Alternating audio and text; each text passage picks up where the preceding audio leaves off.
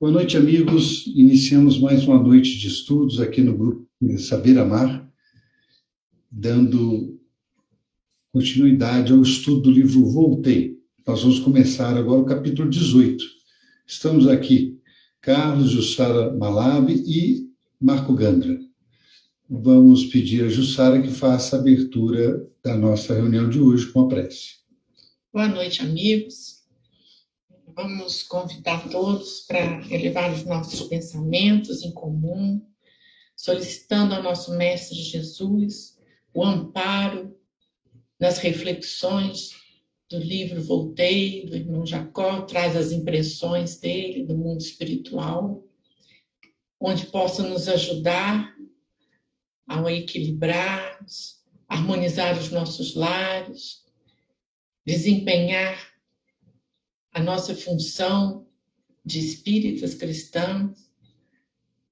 Enfim, Senhor, que possamos contar com os amigos espirituais, nos tranquilizando, que assim seja. Que assim seja. Como falamos, nós vamos iniciar o capítulo 18, e nesse capítulo ele já começa as tarefas, né, Jussara? Já vai começar as tarefas mesmo aqui na Terra, onde ele vai relatar para a gente as experiências dele de aprendizados que só lá mesmo no mundo espiritual a gente consegue ter essa visualização maior. Ele, nesse caso, nós vamos dividir em mais reuniões esse capítulo, pelo menos mais uma, e ele vai se encontrar, então, com espíritos que ele tratava, que ele conversava nas reuniões mediúnicas aqui na Terra, onde ele era, o irmão Jacó Friedrich Figner, ele tinha a função também, desempenhava a atividade de esclarecedor, de médium esclarecedor. Ele conversava com os espíritos, procurava orientá-los, e aqui nesse capítulo ele já vai falar de um encontro que ele tem com um desses espíritos. Mas antes ele tem toda a preparação para esse início de tarefa. Nós, como sempre, vamos trazer aqui uma passagem de Emmanuel, um estudo, umas palavras de Emmanuel sobre temas que estejam sendo abordados na noite de hoje. Do livro Ceifa de Luz, capítulo 65, Evolução e Felicidade. O trechinho fala assim: atende à evolução para aperfeiçoar a vida, mas cultiva a fé e a paciência, a humildade e a compreensão, que te balsamizem o espírito, porque não existe felicidade sem amor e não existe amor sem responsabilidade, fora das leis de Deus. Então, a gente vê que o Emmanuel é muito abrangente num tema, né, mas muito sucinto, objetivo, né? As questões que ele coloca para a gente, de estar sempre presente na nossa vida. Toca o fundo na gente, né? No nosso interior, né? No nosso interior. Ele fala que em todas as questões da nossa vida, para que a gente possa estar atento, né? A fé, o exercício da fé, da paciência, da humildade, que na verdade são atitudes, né? São virtudes que é da nossa responsabilidade o cultivo, né? A gente torna a dizer que Deus nos deu a consciência, a vontade, o livre-arbítrio, o pensamento, mas cabe a cada um de nós a conquista desses posicionamentos da fé, da paciência, da humildade, da compreensão. E isso é o exercício diário na nossa vida, que só com essas conquistas é que nós vamos ter a condição de conseguir um estágio de liberdade, né, que vem junto com responsabilidade. Quer dizer, ele destaca também aí, Jussara, a importância da nossa evolução, é claro, mas ele dá a base, ele mostra ali onde nós vamos solidificar as nossas ações para a nossa uma evolução consistente, né? Aí ele fala assim, olha, fé, cultiva a fé, paciência, olha, humildade, compreensão. Esses são pontos onde a nossa casa mental, onde a nossa casa existencial vai se basear, né? A fé em Deus, no Todo-Poderoso, nas nossas realizações do porvir, a paciência, porque se a gente não tiver paciência, não consegue nada, né? É uma virtude milenar a paciência. É com calma, entendendo as nossas dificuldades, entendendo aquilo que as nossas conquistas são lentas, mas se elas são conquistas, elas vão ficar para sempre. Isso exige paciência, né? A dona Neném, né? Uma vez ela trouxe uma mensagem para o nosso grupo falando da paciência. Você lembra que ela falou que a paciência é uma ciência para a nossa alma. Então, não é revirar os olhos ou bufando, não, a paciência é uma ciência que ela trouxe, você lembra? Pois é, então por isso que é um desses pilares para a nossa evolução, né? A fé, a paciência, a humildade, olha aí que o Emmanuel traz, que é realmente aquela humildade de que se queremos evoluir, queremos aprender, nós temos que seguir nossos mestres, né? Temos que saber que somos cheios de imperfeições, que temos um horizonte grande pela nossa frente, e ele ainda complementa a compreensão daquilo que nos cerca, dos outros, que muitas vezes trazem surpresas para a gente no nosso dia a dia, compreensão do mundo onde estão vivendo. A compreensão abrange também a aceitação dos nossos deveres, né? Do que a vida nos chama e a gente às vezes revolta. Então a compreensão envolve a aceitação, né, da circunstância que nos envolve, uma aceitação ativa, né? E não uma acomodação, não, né? Acomodação. Mas é compreender o momento que nós vivemos e a necessidade de termos paciência, evoluirmos, né? Mas de uma forma sólida que vai estar testada pelas dores do mundo, mas ela vai estar de pé, a nossa estrutura interior.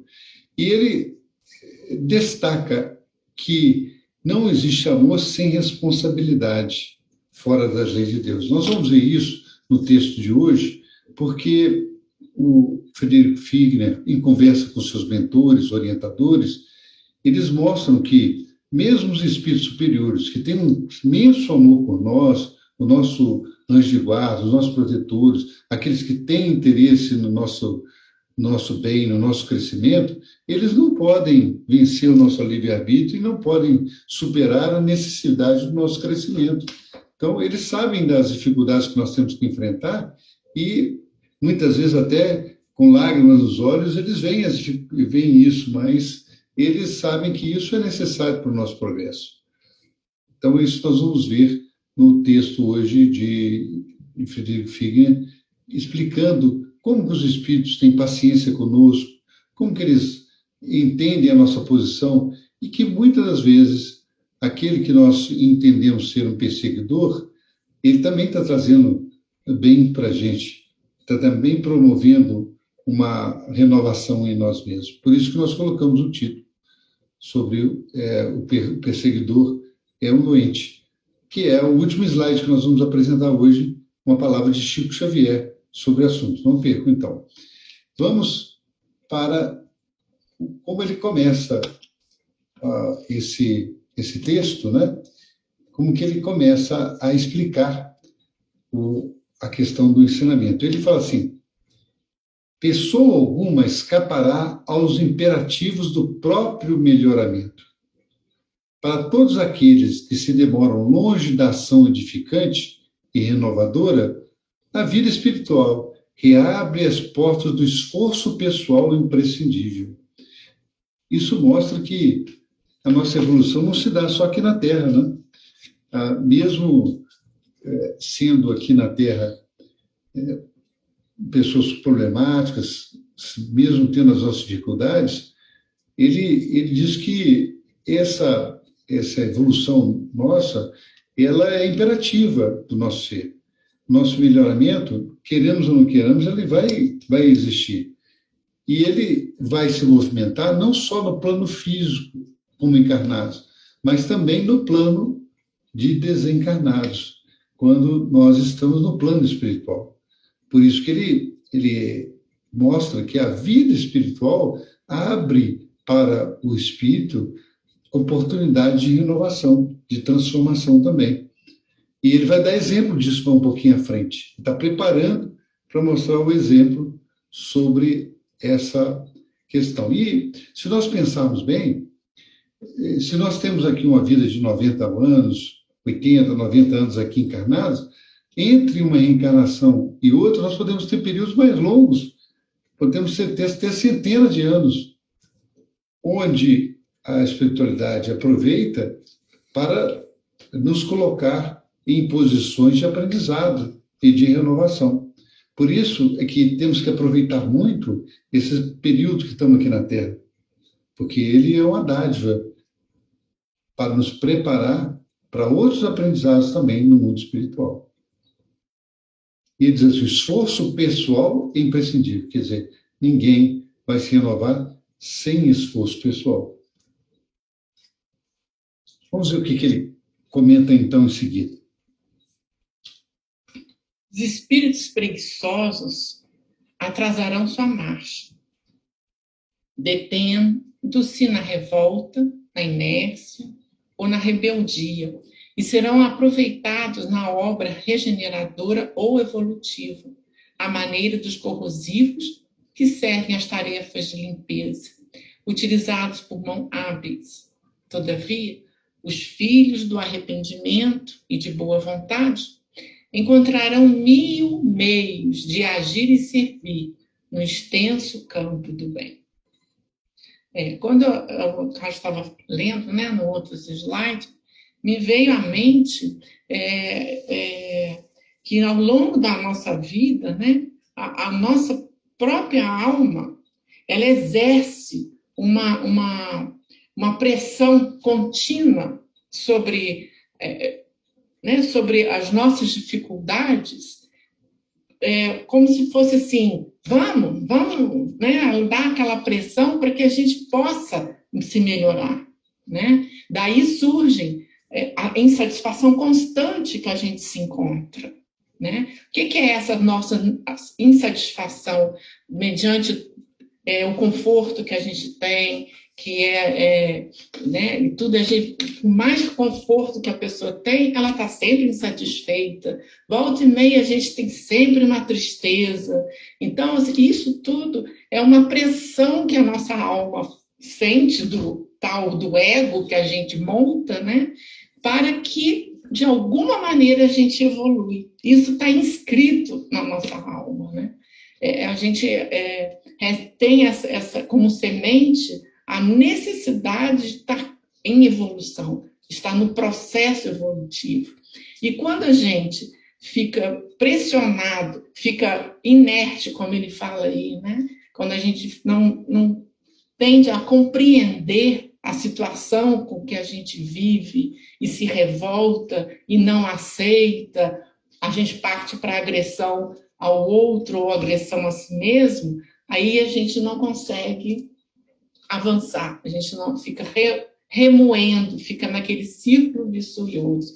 Desde o momento que a gente tem uma boa vontade, que tem a maneira de sair desse ciclo, nós vamos encontrar muitos meios da gente sair, porque é o destino de todos nós. E eu achei que esse comentário ele é muito profundo, sabe? Porque eu sempre, o Friedrich Filho, o irmão Jacob, ele usa no começo do capítulo uma reflexão. Ele faz uma reflexão antes de entrar no que está ocorrendo, que ele vai relatar. E nesse caso, ele faz uma reflexão que chama atenção no que como que é o mecanismo da evolução. Porque ele descreve ali o seguinte, que mesmo aqueles espíritos que estão na revolta, estão na inércia, que se encontram inadaptados à realidade espiritual, mesmo esses, que estão, inclusive, não querendo desistir de evoluir ou qualquer coisa assim, eles têm uma missão, eles têm uma função. Ele diz ali, olha, eles agem como corrosivos que servem à tarefa de limpeza, conduzidas por mãos hábeis. E aí nós vemos isso em relação àquelas entidades que muitas vezes, revoltadas, perseguem alguma criatura, ou perseguem comunidades, ou perseguem até as religiões, ou a intenção da pessoa se renovar, né, dificultando as coisas.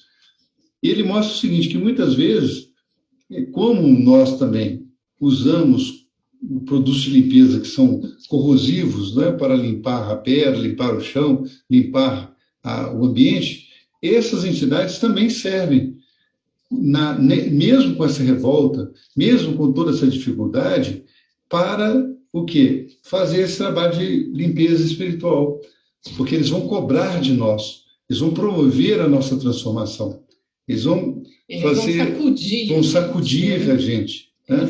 Então, eles funcionam aí, né, Jussara, como um elemento catalisador da nossa renovação, mesmo eles sendo revoltados e achando que estão destinados ao mal, que não tem futuro, que não tem progresso, que Deus não olha por eles. Então, quando nós vemos algumas coisas ocorrerem, algumas atrocidades, e vemos esses espíritos que se envolvem em débitos clamorosos com esses atos que fazem, eles mesmos, lá no mundo espiritual, e pelas próprias atitudes, como ele diz ali, utilizados por mãos hábeis. Quem são as mãos hábeis? São os espíritos amigos espirituais que sabem conduzir isso, né? Eles também chegam até o ponto de serem filhos do arrependimento, né?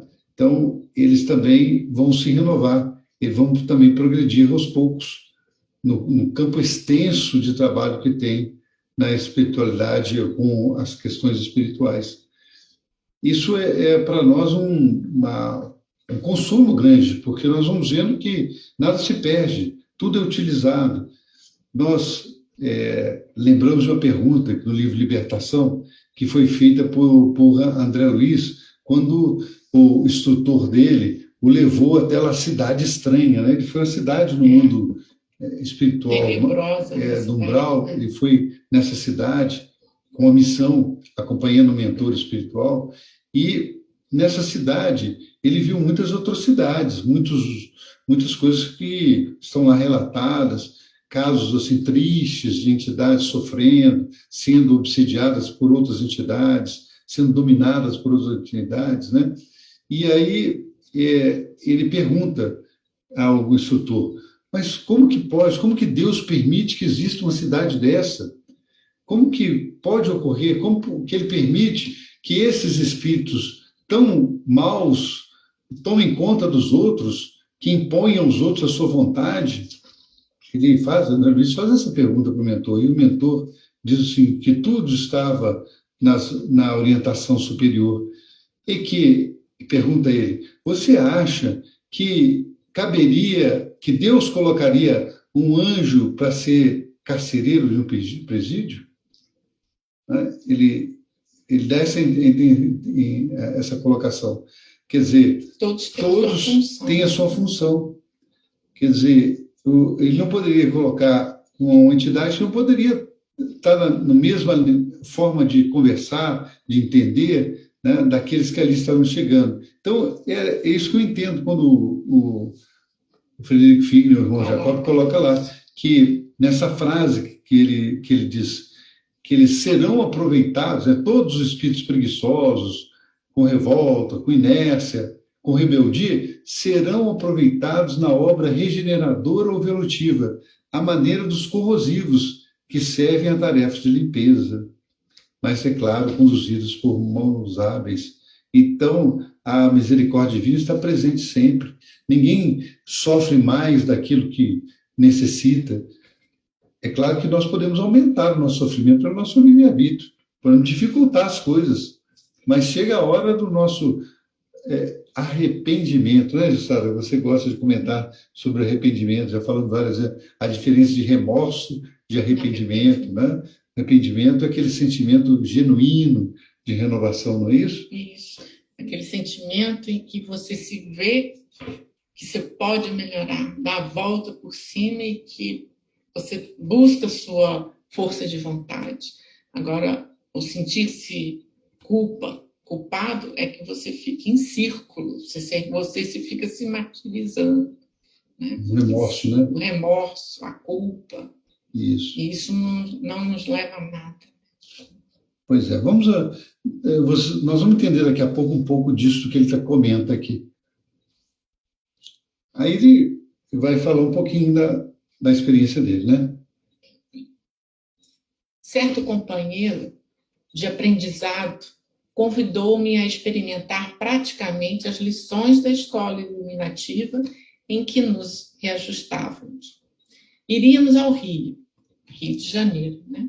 Onde recebêramos valiosas bênçãos da fé. Procuraríamos algum dos casos de doutrinação e socorro, junto aos quantos funcionáramos e aplicaríamos, então, os princípios recebidos.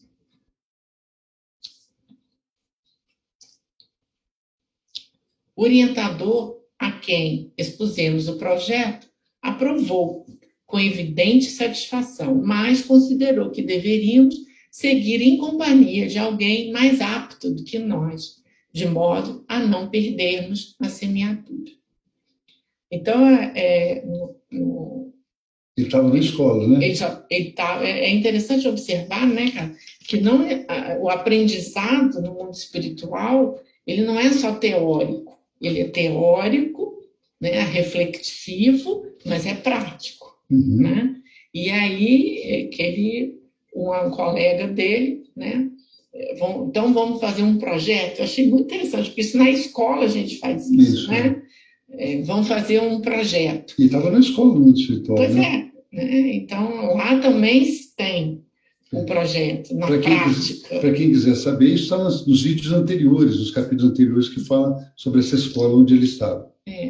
E então e parece, né, que ele está indo à fundação lá, né, na Federação Espírita, onde a Friedrich era o orientador de uma reunião mediúnica. Então, eles pediram autorização aos superiores para que esse projeto deles, né, de tentar acompanhar como estava o atendimento lá, e o orientador falou, não, vocês vão, eu concordo, mas vocês vão com um supervisor. Então, acho muito... Eu gostei muito que você comentou, no sentido que lá também eles colocam não só a teoria, mas a prática, né? Prática. Muito mais até. Mas veja que com acompanhamento, para que, como eu disse, não perdermos a semeadura, não perder a oportunidade daquele trabalho que eles vão fazer. Porque se trata de vidas humanas, né? Não trata só de vamos fazer um trabalho. Não, são histórias humanas que exigem toda...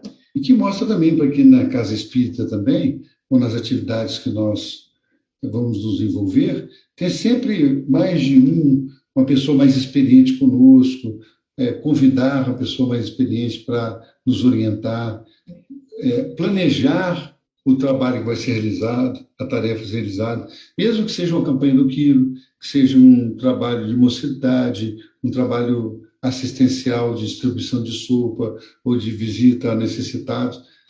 É necessário não improvisar, ter pessoas que têm experiência e fazer o quê? Um planejamento daquilo que vai fazer, agir, como vai ajudar, comentar as experiências para que um possa ajudar o outro com as experiências que já tem. Ser útil, né? Ser útil. Então, todos os recursos que nós já sabemos aqui, a espiritualidade também usa, com muito mais extensão, para atendimento aqui aos encarnados e aos desencarnados. Então, o mentor ficou muito satisfeito com a proposta deles. Ali eles veem que estavam programando para vir ao Rio de Janeiro, predispostos, né? Para ajudar aqueles com que eles já tinham contato anterior e que já tinham uma experiência em outros tempos, quando estavam encarnados. Mas vamos prosseguir e ver o que ele comenta. Lutara durante muito tempo com um perigoso obsessor de um alcoólatra inveterado. Não conseguiria demovê-lo, renová-lo. Gostaria de observar o caso em loco e, com as preocupações a que me compelisse, extrairia certa amostra do serviço maior que me aguardava. E ele continua aqui. O diretor ouviu pacientemente e não apresentou qualquer embargo, recomendando em seguida a custódia do irmão Ornelas, veterano em trabalhos da espécie que pretendíamos atacar. Então, nós vemos aqui que ele propôs ao instrutor um projeto, como você falou, né, sabe? Ele diz assim, olha, eu, quando encarnado, nas reuniões, eu tinha um trabalho, ele tinha um trabalho com uma reunião de atendimento aos desencarnados. E ele foi atender uma entidade ligada ao vício no álcool, né, que prejudicava o encarnado, mas ele, sempre trabalhando com ele, não conseguiu evoluir na conversa. De alguma forma, ele estava ligado a esse e ele, então, falou assim, olha, eu quero, o meu projeto, ir lá em loco, ver o que eu posso fazer por ele, pelo aquele encarnado que está obsediado por esse espírito, que eu posso, como que eu posso agir para ajudar? E o instrutor concordou plenamente. E ele, inclusive, designou um outro companheiro para segui-lo, para dar as orientações para que ele pudesse retirar dali o aprendizado preciso, que é chamado o irmão Ornelas, né? Ele chama um companheiro novo. Agora, detalhe, veterano nos trabalhos da espécie, quer dizer, com muita experiência, sabia como agir, e nós vamos ver isso, né, na reunião seguinte, não hoje, mas na próxima reunião nós vamos ver esse atendimento que eles vão fazer, essa entidade, como eles vão se aproximar dessa entidade. Vamos seguindo, então.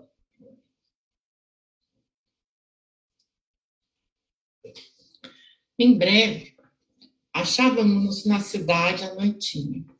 O companheiro que nos seguia de perto explicou que inúmeros irmãos de outros círculos, impossibilitados por longos desenhos de retomar o corpo terreno, se dedicavam a tarefas obscuras e sacrificiais entre as almas endurecidas ou sofredoras, a fim de conquistarem, pela abnegação e pelo heroísmo silencioso, a irradiação luminosa que lhes faltava. Em geral, são homens e mulheres que se desmandaram na autoridade e no dinheiro, na inteligência ou na beleza, assumindo graves compromissos morais que se consagram, depois do sepulcro, por extenso prazo ao gênero de atividade que íamos tentar.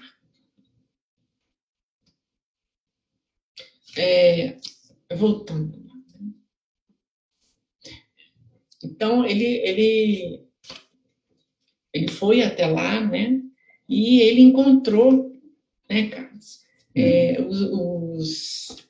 O que me chamou mais atenção aí foi dos espíritos que se encontram com muita dificuldade novamente de reencarnar, que são presos às grandes oportunidades que tiveram na Terra, de riqueza, de beleza, né? e de outros lá, né? e que por se terem muitas dificuldades com isso, com esses dons, vamos assim dizer, né? Se demora mais ainda no mundo espiritual, por complicações, né? E que eles iam deparar com isso. Eu acho que aí ele dá um exemplo para explicar aquilo que ele falou anteriormente, né? que ele foi realmente com um companheiro, chegou à noitinha lá, e Se deparou, o instrutor, né, o companheiro que não seguia de perto é o instrutor. Ele explicou que muitos irmãos que desencarnados que aqui na Terra abusaram, às vezes, dos recursos materiais, né, da inteligência, dos recursos até da mediunidade, todas as dádivas que Deus coloca em nossas mãos, não é? Oportunidades. E abusaram dessas questões, ficam longos decênios, quer dizer, muito tempo na espiritualidade sem conseguir a oportunidade de reencarnar. Mas, por outro lado, elas assumem a atividade de procurar, de uma maneira anônima, de uma maneira desconhecida, por isso que ele fala tarefas obscuras e sacrificiais, eles procuram conversar com as entidades que ainda estão imersas no engano e no sofrimento, para ajudá-las, para mostrar para elas um novo caminho. Então, com isso, elas procuram se renovarem, procuram um processo de aperfeiçoamento. Mas sem a oportunidade ainda da reencarnação. Né? Quer dizer, existe esse aperfeiçoamento, esse progresso lá no mundo espiritual também. O amadurecimento da alma, né? E tudo isso é uma lição para o espírito para preparar para a reencarnação. O André Luiz diz que lá no nosso lar, a grande maioria, naquela época, tinha 1 milhão de habitantes no nosso lar, né? Na década de 40. Né? E ele diz que a grande maioria dos habitantes do nosso lar estavam ali para o período transitório, para reencarnar. Estavam se preparando para reencarnar, mas preparando como na tarefa, no trabalho, vendo o sofrimento, aprendendo. Né? E da mesma maneira que ele diz que grande parte desses irmãos, que ele fala homens e mulheres que abusaram da autoridade, do dinheiro, da inteligência, da beleza, eles também se viram compelidos a fazer esse trabalho de aproximação com os necessitados da alma aqui na Terra. Para quê? Para poder ajudá-los no que for possível, e com isso, e com essa ajuda, e com essa tarefa, também se renovar. Tá? Talvez seja para solidificar a mudança interna dele, né? Essa tarefa de auxílio do... Então, aqueles que acham que vão morrer e vão ficar na sociedade, não. Tem muito trabalho de renovação, né? Primeiro, de conscientização. E eu acho que esse trabalho de conscientização. De arrependimento. De arrependimento. Né? E depois disso, usar todas aquelas capacidades que tinha para quê? Para contribuir com aqueles que o cercam. E isso é sacrificial por quê? Porque é muito bom estar lá em nosso lar, na colônia espiritual superior, né? Com os amigos superiores, mas quando tem que estar aqui na Terra com a dificuldade... De frente com as coisas materiais, né? Sensoriais. E exige o quê? Sacrifício. Existe um foco muito grande. Existe envolto nessas vibrações, existe sacrifício. E é por isso que ele fala que são atividades anônimas e sacrificiais, no sentido de ajudar genuinamente a criatura, sem se preocupar com a posição de destaque de autoridade e de dinheiro, de inteligência, tudo que já tiveram aqui na Terra quando encarnados. Então, essa é a lição que o mentor dá para eles, antes deles encontrarem com os espíritos que eles vão encontrar, com o espírito que ele foi lá, que ele fez um projeto de ir lá encontrar com essa entidade. Isso é uma observação que o instrutor fez para eles, né? Que deviam, que ele poderia reparar que naquela multidão toda que iriam ver, tinha alguns espíritos em atividade sacrificial. E até fala assim, da onde que surgiram esses espíritos que estavam nessa posição? Eram aqueles que ele explica aí, que estavam procurando devolver ao mundo tudo aquilo que tiveram de autoridade, dinheiro, inteligência e beleza, onde bateu neles o arrependimento por não terem utilizado isso no caminho do seu próprio progresso e o progresso do semelhante. Então, que encadear, né, das coisas, como que tudo se encadeia perfeitamente e a sabedoria divina sabe colocar cada um de nós no local correto. Certo. onde nós necessitamos estar. Não precisamos fugir disso, não. Nós estamos no lugar certo, onde necessitamos estar. Então, com essa expressão, nós vamos ver aqui uma palavra que eu prometi lá no início do nosso estudo de hoje, de Chico Xavier. Ele vai dar para a gente aqui uma noção de como ele enxerga essa questão espiritual. Então, ele diz assim: todo perseguidor é um doente que está nas vésperas de enfermar-se mais ainda. Na maioria das vezes, quem nos prejudica está nos beneficiando sem perceber. Aprendamos a ver no perseguidor um espírito que ainda não tomou maior consciência de si mesmo. Ele também vai continuar vivendo e não sabe o que o espera. Que palavras sábias do Chico Xavier, não é? Por isso que nós colocamos o título hoje do estudo como todo perseguidor é um doente. Por quê? Porque o Chico nos dá a entender isso de uma maneira muito clara, que é um doente que está ficando mais enfermo ainda pelas suas atitudes. E que nós temos que verificar essa situação de um modo diferente, porque ele também está contribuindo conosco. Embora, de uma forma indireta. De uma forma indireta, né? Nos contribui. Mas a gente, o Espírito sempre coloca isso para a gente ver no outro, né? E principalmente um daqueles que perseguem tudo, uma entidade, um irmão carente, né? Um irmão carente. E todos estamos no mesmo barco. Então, a gente tem que vê-lo não em repúdio, mas pelo contrário. Porque por que ele nos ajuda a caminhar? Porque eles estão testando a nossa paciência, a nossa humildade, a nossa fé de que nós vamos conseguir passar por isso. E quantos casos a gente sabe de pessoas que vieram para a casa espírita, vieram estudar a doutrina, melhoraram-se porque estavam sob a ação de algum espírito que as deixava desconfortáveis. Então, essa própria entidade forçou a criatura a se mover, a procurar um benefício, procurar aperfeiçoar. Por isso que Chico diz, na maioria das vezes, quem nos prejudica está nos beneficiando sem perceber, porque está fazendo com que a gente caminhe, né?